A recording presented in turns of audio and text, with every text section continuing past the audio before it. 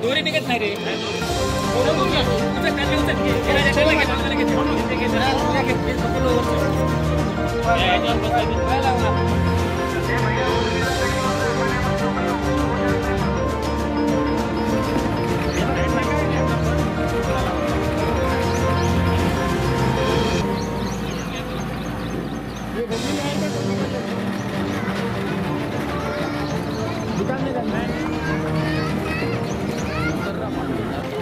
होता कुठे अडकला होता काय?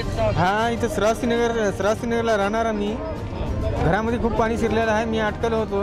माझा तर पाय कापलेला आहे. मला तर निघता येत नव्हतं. महानगरपालिकावाल्याने फुल सपोर्ट केला म्हणून मला कसं तरी बाहेर निघता आलं. किती तास होते पाण्यामध्ये नाही म्हणलं तर मी बघा सकाळी 6 वाजल्यापासून.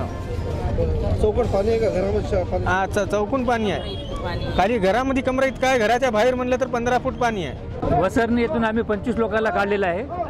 आता श्रावस्ती नगरमधून 4 लोक आम्ही काढलेत.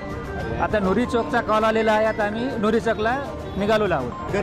29 लोकांचे झालेले आहेत आतापर्यंत रेस्क्यू आमचं. आता पूर परिस्थिती कशी आहे? सध्याच्याला नांदेड शहरामध्ये पूर परिस्थिती आहेच बऱ्याच ठिकाणी. खडकपुराला आहे, इथं आहे, नूर चौकामध्ये आहे. गजानन महाराज मंदिर परिसरातून आम्हाला कॉल आला होता. तिथले आम्ही 2 लोकांना शिफ्ट केलं तिथलं. अशा एकंदरीत परिस्थितीमध्ये आमचं काम आता चालूच आहे. आज सकाळपासून पावसामुळे इथं पाण्यात वाढ झालेली आहे. उमेश चव्हाण, सुभाष रायबोले, फारुख भाई आणि असंख्य असे कार्यकर्ते या लोकांचे फोन आले. आम्ही इथं परिस्थितीमध्ये बघायला आलो आणि लोकांना बाहेर काढायचं काम चालू आहे. महानगरपालिकेतर्फे बोट मागवली.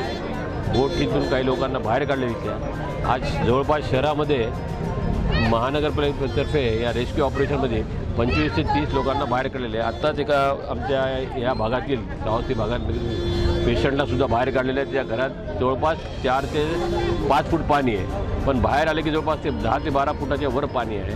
आणि परिस्थिती धोकादायक तर आहेच. पण आता सध्या पाऊस थांबलेला आहे. पाऊस जर थांबला तर पाणी उतरायला मदत होईल. कारण की धरणाचे सुद्धा आपल्या विष्णुपुरीचे डॅमचे धरणाचे दरवाजे उघडले आहेत. त्यामुळे ते पाणी फोर्सनं इकडे येत आहे. त्यामुळे हे पाणी तिकडं फ्लो होत नाही. जोपर्यंत फ्लो इथलं पाणी होणार नाही आणि पाणी उतरणार नाही तोपर्यंत इथे काळजी घेण्याची जरूरत आहे. आता लोकांची महापालिकेतर्फे आणि आपलं काही सामाजिक सेवातर्फे जेवणाची खाण्याची व्यवस्था करण्याच्या पुढच्या कामाला आम्ही लागलेलो आहोत. आता त्याची काहीतरी सोय करून आम्ही इथं आहोतच. आणि आता निवारा केंद्रसुद्धा चालू केलेले आहे महापालिकेतर्फे. त्या जिथं लोकांना हलवायचं चालू आहे.